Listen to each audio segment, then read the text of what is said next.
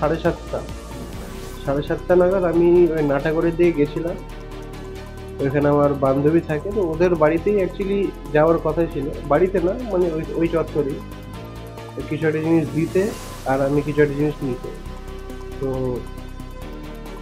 আমি ওখানে দাঁড়াই, ওখানে জায়গাটি একটু অন্ধকার ছিল, লাইট ছিল কিন্তু খুব একটা বেশি লাইট ছিল না আর কি। তো এখানে দাঁড়িয়েছিলাম, আমি গাড়ি 1 সেকেন্ড হয়ে দাঁড়াতে পারিনি, একজন খালি গায়ে একটা লোক এসে আমাকে বলছে সিগারেট খেতে খেতে যে এখানে গাড়ি রাখা যাবে না, গাড়ি রাখা যাবে না, গাড়িটা সরাতে হবে।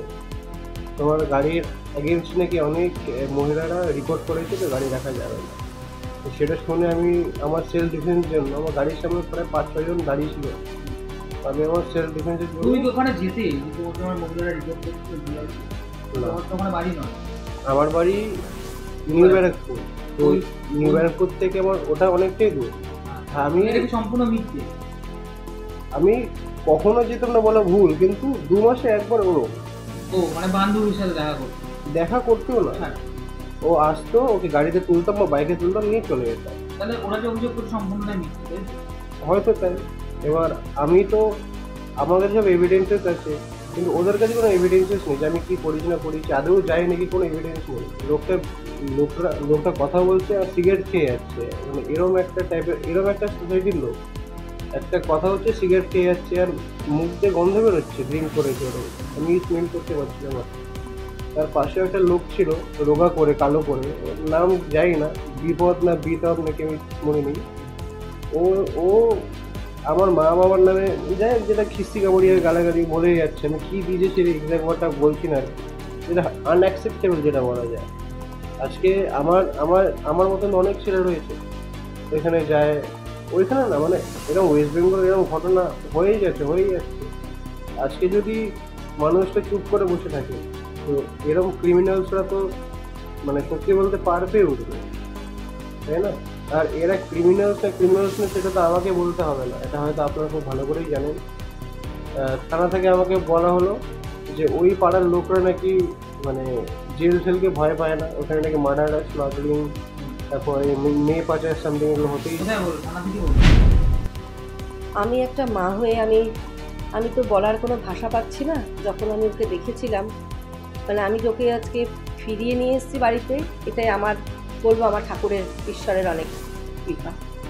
তো এইটা আমি এর বিচার চাই। যারা ও নিরপরাধভাবে ও যদি অন্যায় করতো আমি মাথা পেতে নিতাম, যেখানে ওর কোনো অন্যায় ছিল না, কোনো কিছু ও ভালো মুখেই প্রথমে বলেছিল, যখন ওরা শোনেনি এরমভাবে গায়ে হাত তুললো, এদেরকে আমি বিচার চাই। একদমই আমি আমার ছেলেকে ভালো করে আমরা চিনি, এটা একদমই ভুল, মিথ্যা একদম এলিগেশন, সেটা আমরা মানতে রাজি নই। এর যেন মানে যাতে মিডিয়া যেই হোক একটা ভালো একটা সঠিক একটা ন্যায্য বিচার আমরা চাই। একটা গাড়ি 4 হুইলার নিয়ে ওখানে দাঁড়িয়েছে, একটা লোকাল ছেলেরা এসে বলছে গাড়িটা মাঠে ঢোকা।